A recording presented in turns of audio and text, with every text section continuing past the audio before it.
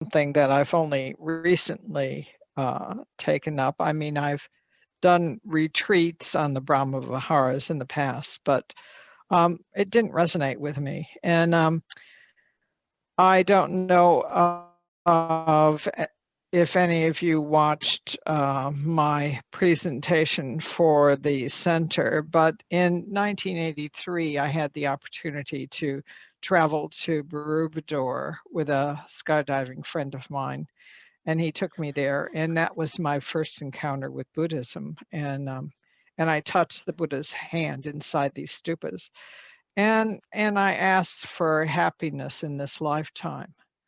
And I realized that with my conditioning, I hadn't experienced a lot of joy. It was very restrictive in my upbringing, very fundamentalist, no parties, no alcohol, none of that stuff. And I was on this recent order retreat with Visantra, and he mentioned this little story of in America where a Tibetan monk encountered a Navajo Indian chief, and he asked, what do you think of these white Westerners? And and the Navajo chief said he thought they were ignorant, and he was really kind of taken aback by that. And he said, "Oh," he says, "you want to elaborate a little bit on that?" And the Navajo chief said, they think from up here in their heads, and they don't think from their hearts." Um, hmm.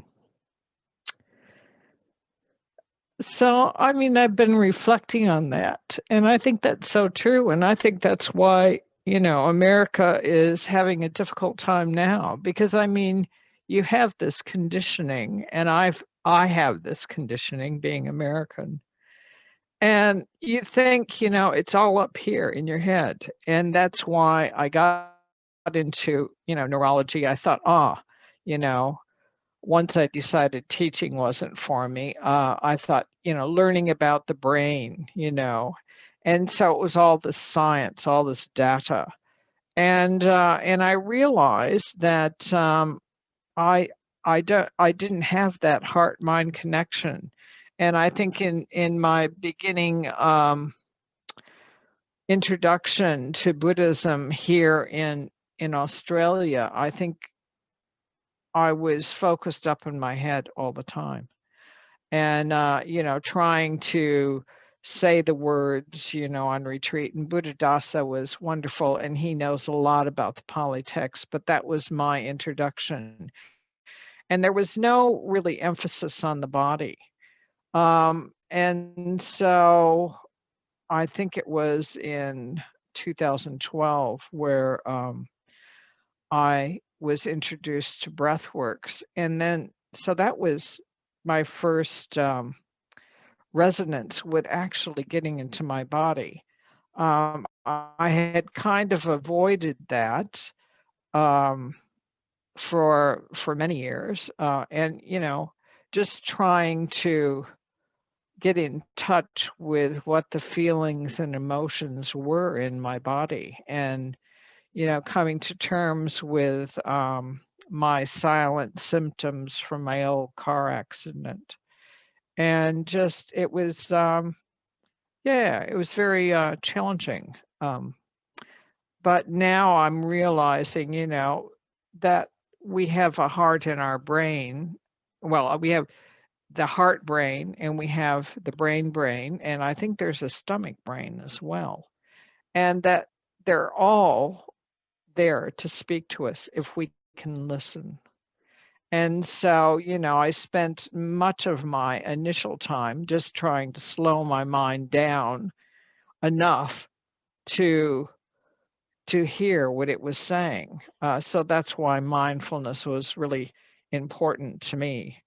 Um, And yeah, that monkey mind. I think it took me a long time just to slow my mind down, enough that I could hear what it was trying to say, what my emotions were and stuff. So trying to have the integration of head and heart, chitta, I think took a while coming. And on Tejananda's retreat, that was in before we went into lockdown, I realized that